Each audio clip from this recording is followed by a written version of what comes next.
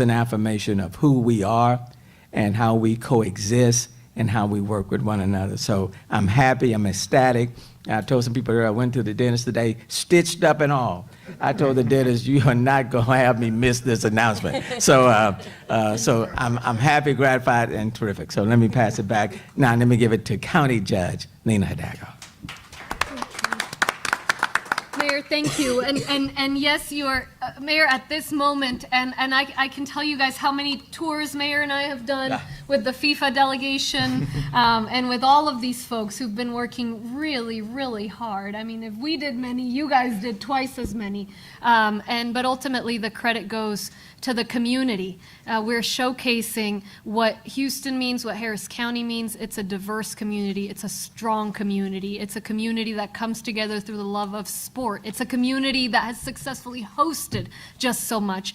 Of course, on behalf of Harris County, I'm so proud to see that's going to be at the county's NRG Stadium. I know, yeah, I think that does deserve a round of applause. And look, it was 2018, right, the North America was announced. And so pretty much my entire tenure has been working with all of these folks, but credit ultimately goes to the people of this community. And folks are saying, Judge, you just look so excited. And the truth is, y'all, I am on such a deeply personal level. I grew up watching the World Cup. Every World Cup I've watched, I've never been to a World Cup. So the first one I go to will be one in my home county, in our county's NRG Stadium. I have so many memories, whatever time of day or night the World Cup was going on. I was there watching it. As a little girl, we would make the trophy out of tin foil, and I know exactly what it looks like. I'm not the artist, but I sure fashioned myself one when I was little.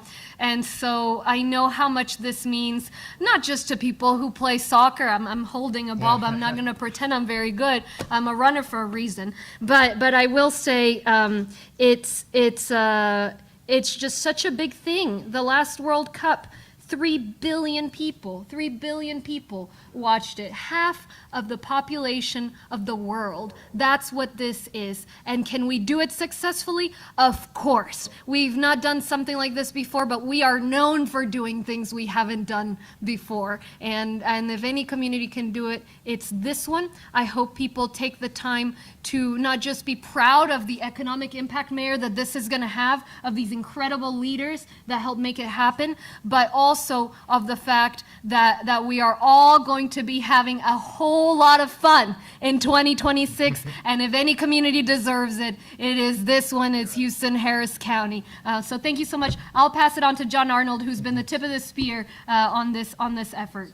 So I've been to 7 World Cups. That I can confirm. They are a lot of fun. They are a lot of fun. I want to start just by thanking you, Mayor Turner and Judge Hidalgo. They weren't kidding. We asked a lot from them. And every time we asked, you showed up. And FIFA saw that. And they remarked on it. And what we have in this community, where there's no tension between the various organizations, is really special.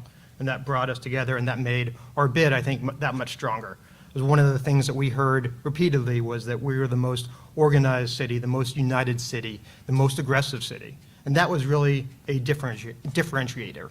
Right? There were 17 very capable competitors for these 11 spots that went to American cities. Right? And you have your New Yorks and your LAs, and then what came to how do you differentiate amongst those other cities? And I think what we've seen in Houston with everybody coming together and what we told FIFA and what FIFA saw was that we could throw this event and there were going to be no questions. Right?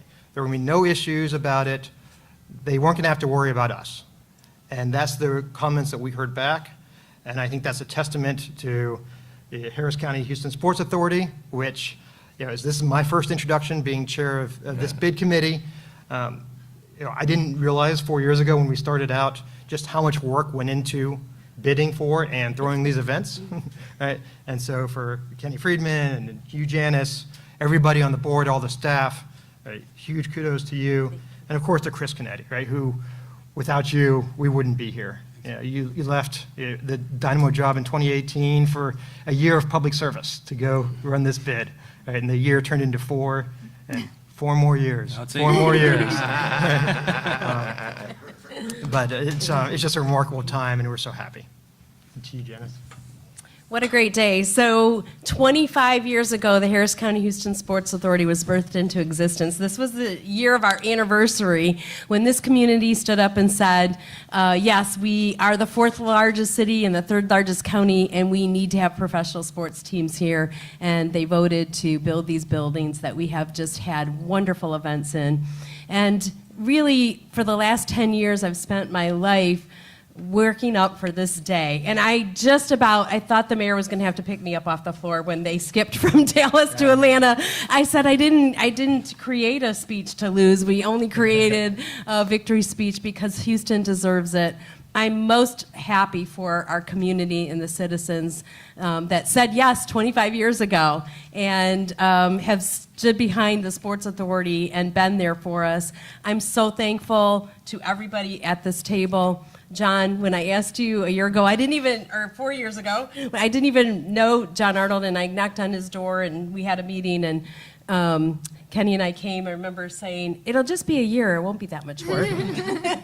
And here he is, and you've just been so dedicated. I'm so thankful for everything you've done.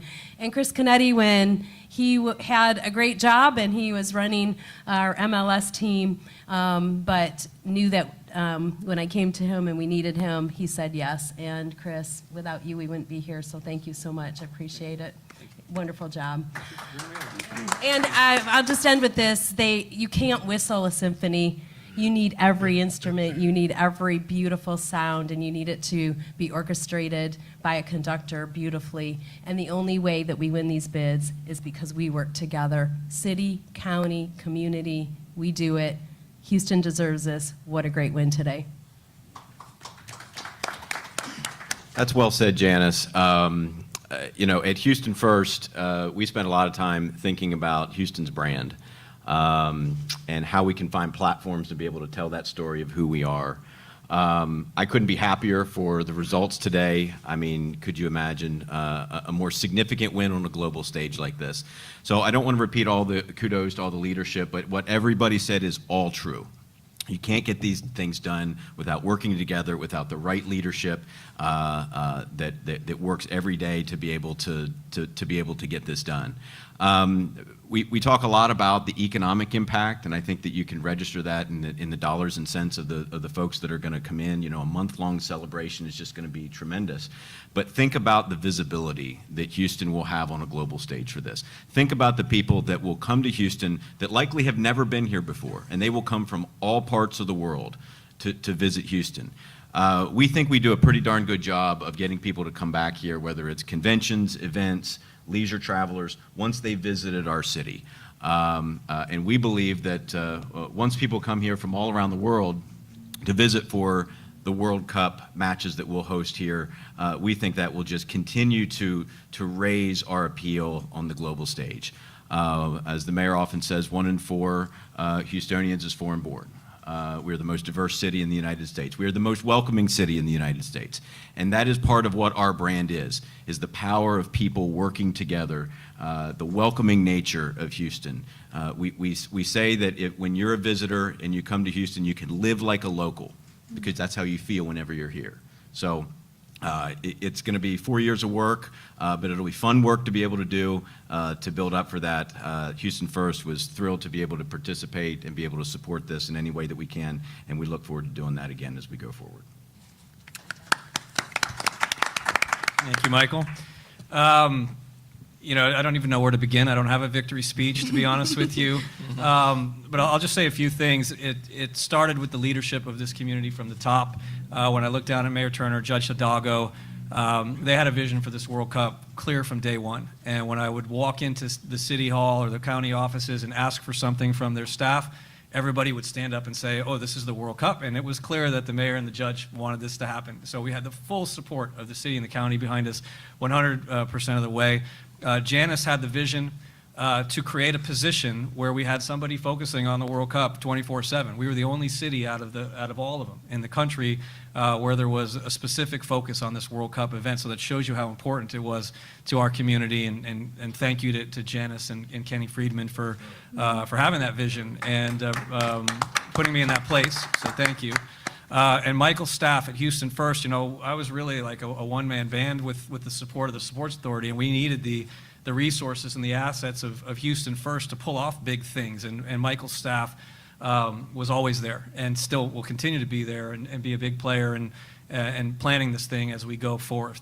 We had a World Cup bid committee board of about 25 members, CEOs, people like Brian Ching, and others from the soccer community, just there for us all the way, every step of the way, helping us out. I need to look to the folks at NRG Stadium, Mark Miller and Leah Mastaglio, who run the park, and we asked them to do so much with no guarantees that anything would happen, and they were amazing, and it clearly showed with FIFA. David Fletcher from Lone Star Sports and Entertainment has been a great partner as well, and going to be an important figure going forward as we pull this off. And we had consultants on the outside that helped us, and that just shows the resources we had. But I also want to recognize some of our partners. We funded this privately through private support: Chevron, Enbridge, Sports Authority, the Dynamo and Dash, Houston First, Ben Gwill, who's minority owner of the Dynamo, NRG, the company, Regions Bank, Shell, Ted Siegel, the owner of the Dynamo, and the Texas Medical Center all stepped up privately to help support and fund this bid. And one, it was important to have the money because we needed stuff to do. But I don't think any other city really did that. And FIFA saw that, and they saw the weight of the community behind it. It was another one of the millions of examples of our community being behind us. We also did something called the Art of Soccer. You see these soccer balls that have been painted. We had dozens and dozens and dozens of community partners pay $10,000 for the right to paint these soccer balls and put them around the city. And it was another fundraiser. But again, it was an example of our community's support, and FIFA saw that and took note. When they made their site visit, they saw enough of these soccer balls to probably drive them crazy. The mayor mentioned Meenal Patel Davis, who's in the back. I said to my wife, Judy, who's sitting right in front of her, that if I worked the hardest on the World Cup over the last 4 years, she's worked the second hardest. And, she's part of the mayor's, she chaired our human rights subcommittee. And this was a big deal. We ended up bringing together hundreds of stakeholders from this city during COVID, Zoom call after Zoom call, to identify human rights opportunities and issues around the World Cup.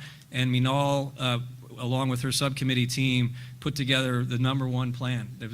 We got that feedback from FIFA that no other city had a better plan in terms of human rights opportunities and risks around the World Cup, and there's no doubt it made a difference. So thank you, Meenal.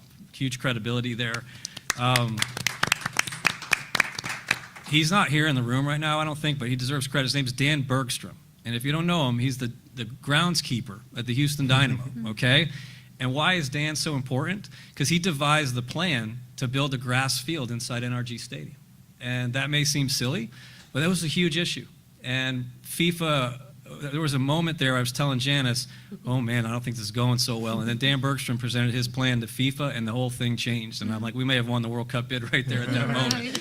So, it's important to recognize people like Dan. And again, I want to recognize Brian Chang and DeMarcus Beasley's not here. Brian, World Cup team member, 2010, right, Brian? 2006.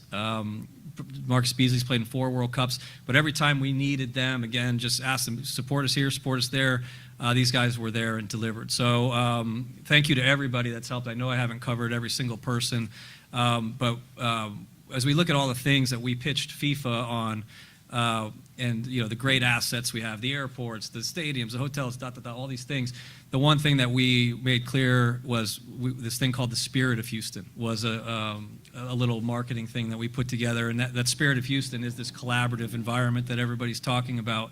That also was mentioned. FIFA noticed it. They saw it. They saw that there's something special going on in Houston, and there's a reason why major events keep coming through here, because they're successful. So that Spirit of Houston shined through, and is why there's a long list of people to thank. So I'll leave it at that. Sorry for being a little bit long-winded, but I guess we'll do some questions at this point. Can you talk to us about renovations for NRG, how much that might cost, and what you guys are looking at there? We don't have to make substantial renovations to NRG Stadium. That's one of the benefits of coming here. We do have to install the grass field. We're going to have to start using the term pitch, ladies and gentlemen. That's the term for soccer field. There's less than $10 million, let's say, that needs to be invested into the stadium on renovation. Stadium's in great shape. There's already planned capital improvements that are going on, whether a World Cup was coming or not. So limited work needs to be done there. What about to the city? Nothing to the city or county. Because what can you tell us about a timeline, maybe what's next? When will we, know more? We're excited now, soon we'll all want It's a great question. First, we have to celebrate tomorrow. There's a victory party, if you haven't heard, right? Go ahead, James. Go ahead. Yeah, that was kind of funny, actually. Yesterday, the word "if" was left out of one tweet. And so everybody thought we had inside information, which we did not. But I think the whole community knows we have a great big victory party tomorrow because we did win. And we hope that everybody comes out from 4 to 6 at pitch 25. Brian's Place, and we can't wait to just celebrate with the community. Yeah, so party first. How about that? But John and Janice and I are headed to New York City on Sunday, and we'll have meetings with FIFA along with the other 10 cities that were 16 cities that were selected. And we'll learn a lot more. So maybe on Wednesday we can talk and we'll have a better idea. Every national team who comes to Houston, we will play like locals, right? Because we have a lot of communities around the world. This is important in Houston. Yeah, obviously we'll have no control over who comes here and what the draw is, and that'll be one of the last things we learn. Probably 6 months out from the World Cup, we'll have an idea of which countries will be drawn to Houston. But that'll be, as big as today was, that'll be another big moment in this process. And no lack of an audience either is that point, is we have people from everywhere here. And, everybody speaks a certain language at home, but the common language is this one. And that's what makes this community such an incredible host. So the folks that are here, they're sure going to have someone to cheer on. And everybody that we welcome, all the visitors we welcome, they'll find a piece of home here in Houston and Harris County. And I think that's what made this bid so compelling and what makes this just so wonderful, not just in economic terms, but in human terms. Pues Lina Hidalgo en español, si pudiera hacer unas palabras acerca de la importancia del día de hoy, de esta decisión de la FIFA. Es un momento histórico, es algo que venimos trabajando como condado, como ciudad, con todos estos líderes. Se han venido trabajando durante ya los últimos 4 años. Hace 4 años se anunció que va a ser en Norteamérica la Copa Mundial. Entonces hemos dado cuanto tour de nuestro estadio del condado y somos una comunidad que tiene diversidad de todo el mundo. Entonces, venga cual venga, sea el partido que sea, las personas van a encontrar un pedacito del hogar aquí en el condado Harris, aquí en la ciudad de Houston. El alcalde y yo estamos ambos muy orgullosos. Es algo que hemos trabajado los últimos años con mucho compromiso y que todos estos líderes han venido trabajando día y noche. Va a ser algo económicamente importante para nuestra región, pero además como seres humanos nos enorgullece, es una fuente de alegría, de diversión, y ya entendimos también que nuestro estadio de NRG está prácticamente preparado para esto. Nuestra ciudad está lista y estamos nada más anhelando que venga el 2026 para poder disfrutar. Bromeamos que Jonathan ha ido a 7 copas mundiales, yo personalmente a ninguna, pero desde chiquita veía todas las copas mundial tras mundial. Entonces poder celebrar el primer mundial en persona, aquí mismo, en mi comunidad, en nuestro estadio del condado, wow, qué felicidad para todos nosotros. Y esto lo merece la comunidad entera. Esto lo logró nuestra comunidad. I don't have anything to add to what you said.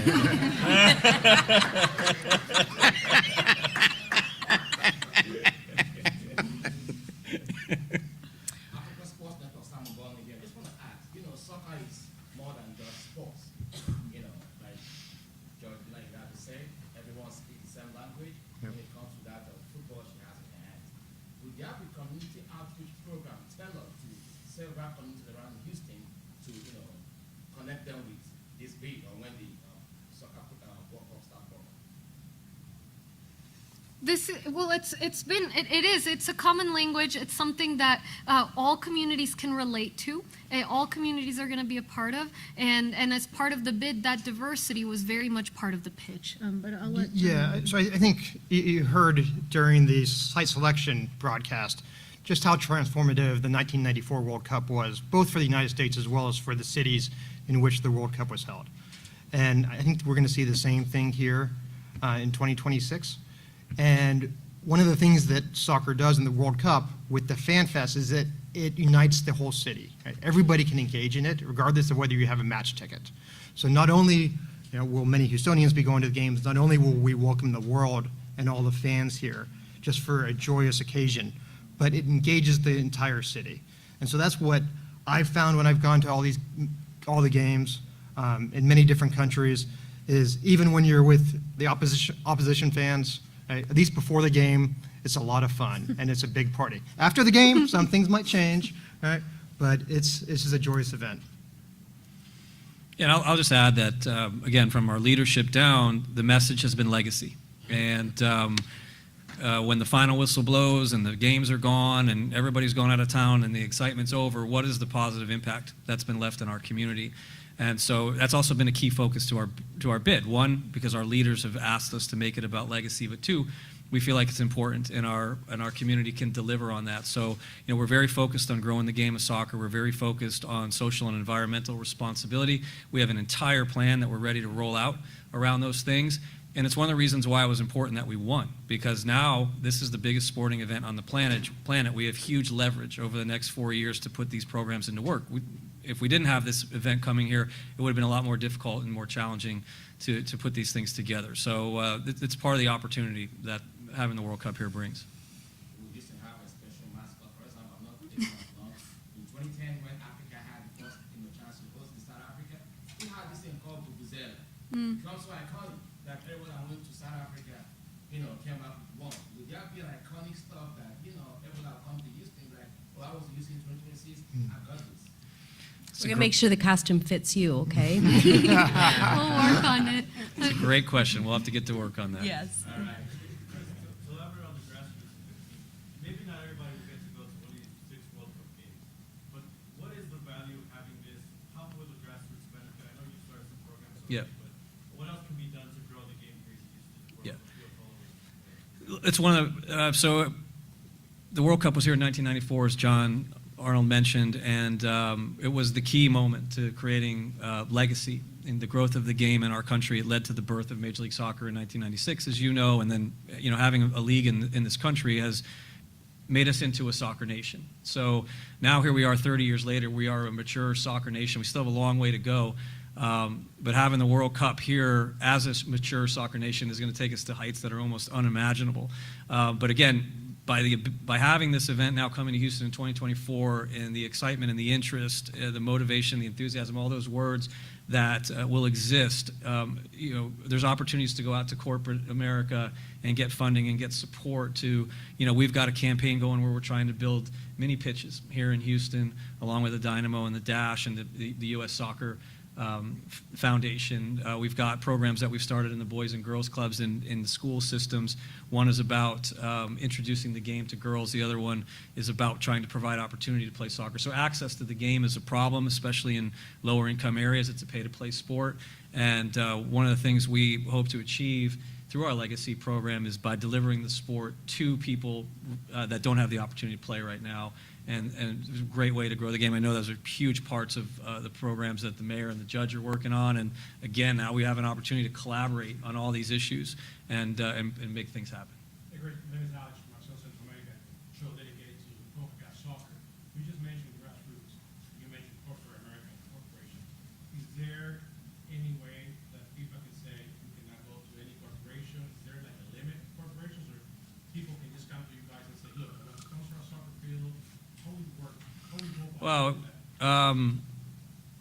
if as a community, any grassroots programs we want to do that are not associated with the World Cup, we can do on our own. There's no restrictions. Correct. Right. And that's happening as we speak. It's already happened, to be honest with you, through our bid. As we go forward, and we work on World Cup issues specifically tied to the World Cup, we have to work with FIFA on commercial elements. That they basically control all of that, but we will have some opportunities in there as well. It's a very similar model to the Final Four, the Super Bowl, college football playoffs, all the other major events that come through.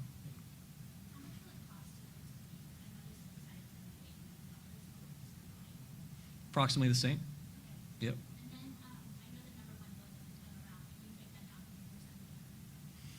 I can't break it down off the top of my head. I don't have that data in front of me, but I can tell you that we had a significantly reputable firm create that report for us, and it's very, very credible data. So not to cut it off, but what do you do when you win a big sporting event? What happens in the locker room? Champagne. So we're going out on the balcony and we're going to spray some champagne. Are you guys ready? All right. All right, let's do it.